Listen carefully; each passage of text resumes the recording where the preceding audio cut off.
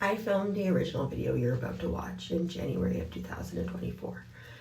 It is now the beginning of October of the same year, and I am 2 months clean off shooting crystal meth, as well as all drugs and alcohol, which is a crazy thing to say. Took me a little bit longer than I wanted, but I'm finally on the right path. A lot of the things that I feared would happen actually did. I lost friends, I lost my sense of self, even lost my kind of grip on reality for a minute along the way. But that's to be expected when you're finally coming to terms with 10 years of super vibey drug use. I knew it would be a hard road and I wasn't wrong. When I watch the video, it's difficult to see for obvious reasons, but also because I see the beginning of the emergence of my health problems that eventually led me to seek recovery. Due to a nasal obstruction from a former facial surgery and the muscles and fascia of my body being completely destroyed from my IV drug use, I began to lose certain things like depth perception, 3D vision, and sometimes even mobility. I had no idea what was happening and I was still using, and that is what got me to seek treatment. Still not working. I'm gonna wait for my health to get better. I've moved to Ontario to be with my family during this time. But you know, a lot of great things have happened. I've met new friends that understand what I'm going through and are always there to support me. I've rekindled my friendship with some old friends, and a lot of people, wonderful people, they saved my life and stuck by me throughout that time, and I'll always be grateful to them, as well as my dogs and my family. Thanks for keeping me alive.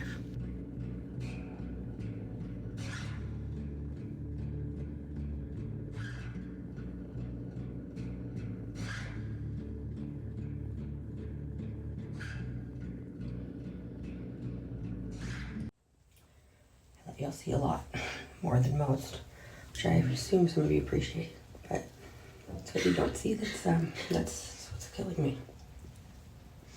It's killing me. My name is Natalie Catherine. Some people call me Flux, and I was a functional secret IV meth addict for over a decade. Last spring I quit working in the film industry in a quest to live more honestly, and realized that I forgot to tell everybody. So this is the reality. I was so afraid. I've been so afraid of what people would think about me if they wouldn't love me anymore, if their love was just conditional. If they would think all the good things about me were no longer true, if they knew the bad. But it's been a prison that I've created for myself, and now that I'm out of it, and I don't feel like I have all that other stuff to keep me on the right track, gone down hard.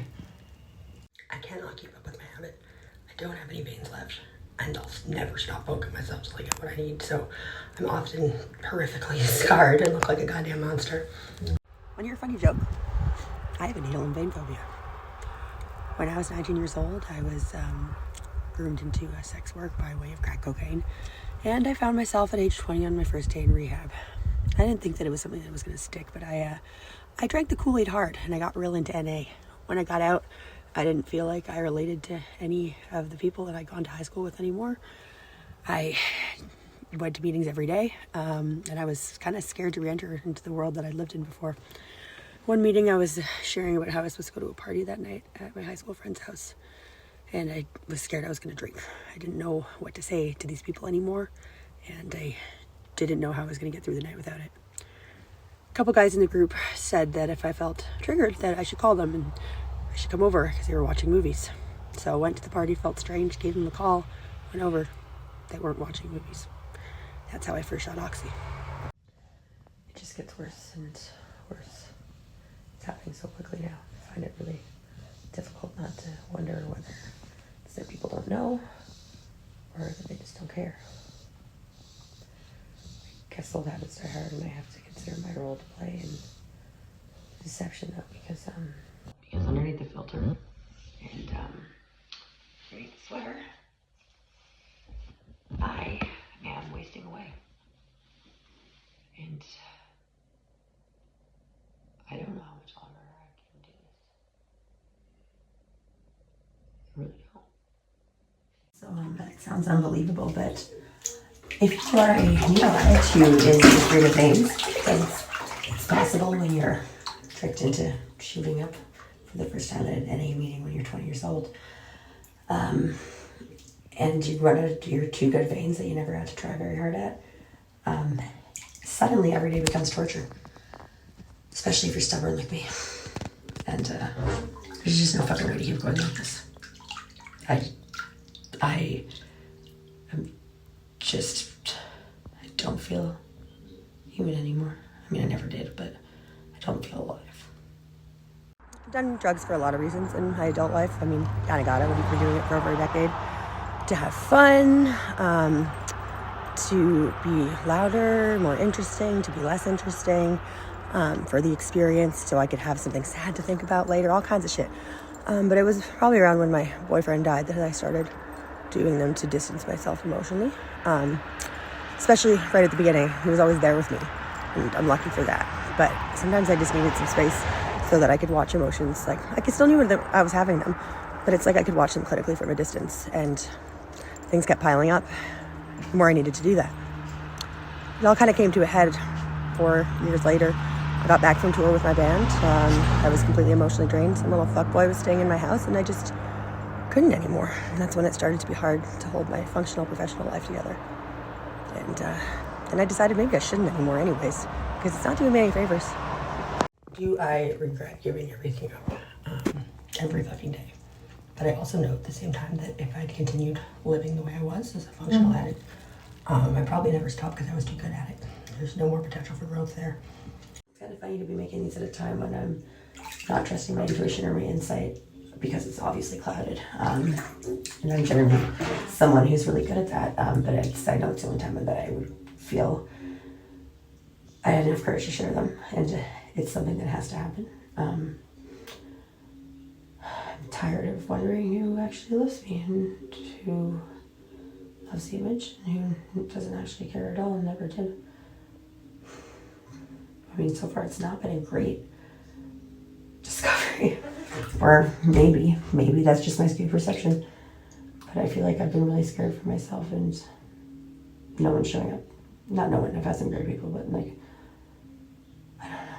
When people they get sad when I died, or I just get forgotten. I guess I didn't expect to be so inconsequential. It was the only way that I knew how to be intimate with myself, having this secret, which is sad. And I want better than that. And also, fuck it. If people don't love me for who I am, then they don't really love me. So I've always been someone who's been public with my life, and I don't really know how to be anything other than genuine, minus the fact that I lied about everything forever. But all that other stuff, the professional stuff, the kind, caring, creative, brilliant person, that was all real too. But I'm sick of hiding the pain, and I think it's the only way forward. What do I need from y'all? To be patient and kind, or to leave me the fuck alone, because I'm very, very fragile, very vulnerable. And there's not really any coming back from this. So I also just want and need you to remember that I'm not a different person. I'm the same person. Don't forget that the brilliant human being that you met, that wasn't me. And then now this is me, the drug addict. I was doing this the entire time. So I'm a very contrary person. Both can be true at the same time. And I'm sorry if you feel like whatever connection we had was ungenuine because I lied to you or lied by omission. It wasn't. Everything I ever felt for you, told you I felt for you, it was all true. I'm not sure what my future holds, but I do know that I want to succeed.